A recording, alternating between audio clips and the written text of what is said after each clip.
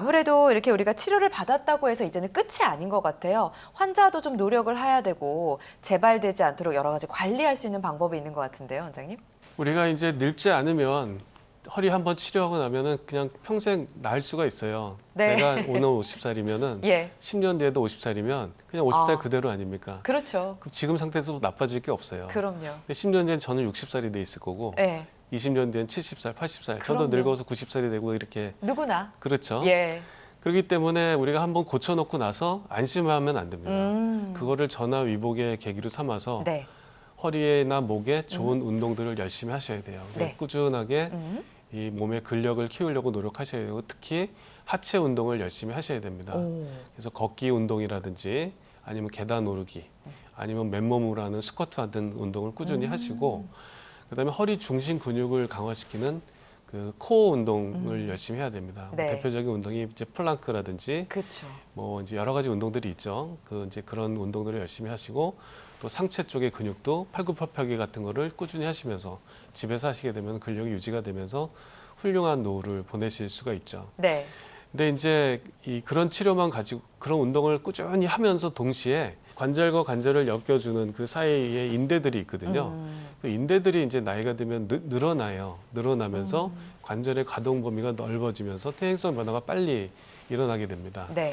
그거를 위해서 저희가 이제 시술한 후나 아니면 환자가 허리가 반복적으로 아픈 분들한테 프롤로 테라피라고 해서 오. 그 인대 주변에 그 높은 농도의 포도당 용액을 주사를 놓습니다. 그러면 높은 농도의 포도당 용액이 관절 주머니를 싸는 인대 주머니를 의도적으로 화학적으로 염증을 일으키게 되고 그 염증이 일어나게 되면은 우리 몸에서 그 염증을 아물게 하려는 노력을 합니다. 그러면서 인대 주머니가 딱딱해지고 네. 단단해지면서 관절이 느슨해지는 효과를 다시 원래 자리로 만들어주는 인대를 두껍게 해주는 치료여서 치료 후에 재발 예방 및 관리가 되고요. 그다음에 척추 불안정 및 변형에 도움이 많이 되고 그다음에 여러 가지 척추 허리 치료에 그 인대나 근육을 강화시킴으로써 안정화 및 통증을 감소시키는 치료 방법이 프롤로 치료가 되겠습니다. 네. 프롤로 테라피. 그러면 이거는 한 번 받으면 끝나는 건가요?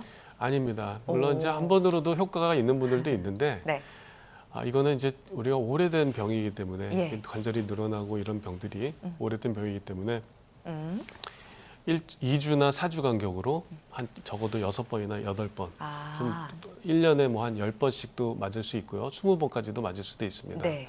근데 그거랑 별도로 계속 운동은 계속 하셔야 되고 환자의 상태에 따라서 이게 적절하게 주사를 놓기 때문에 이거는 또 스테로이드 주사나 이런 게 아니기 때문에 네네. 지속적으로 맞아도 몸에 문제가 없는 그런 좋은 치료가 되겠습니다. 네. 치료 사례도 좀 볼게요. 이거는 이제 아주 예. 특별한 케이스인데 할머니예요. 할머니가 허리가 등이 굽어가지고 이 아픈 분인데 이분은 이제 수술을 할 수도 없어요. 나이도 많으시고 아, 그렇죠. 또 수술을 해서 이 등을 핀다고 한들 또 다른 데에 문제가 또 역으로 올 수 있기 때문에 네. 저희가 이제 운동 교육과 함께 근육을 키우면서 이 주변에 프롤로 치료를 계속했죠.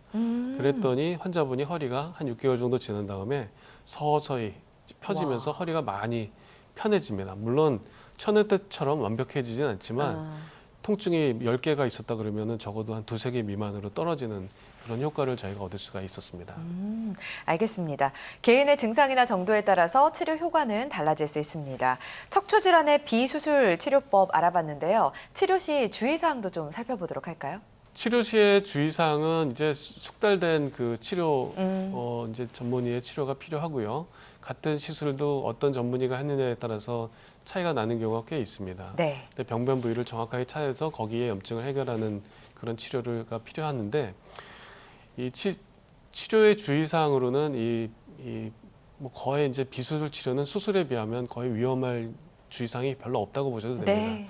드물게 아주 드물게 염증 감염이 생길 수가 있고 그다음에 재발할 수 있습니다. 관리가 잘 안 되면은.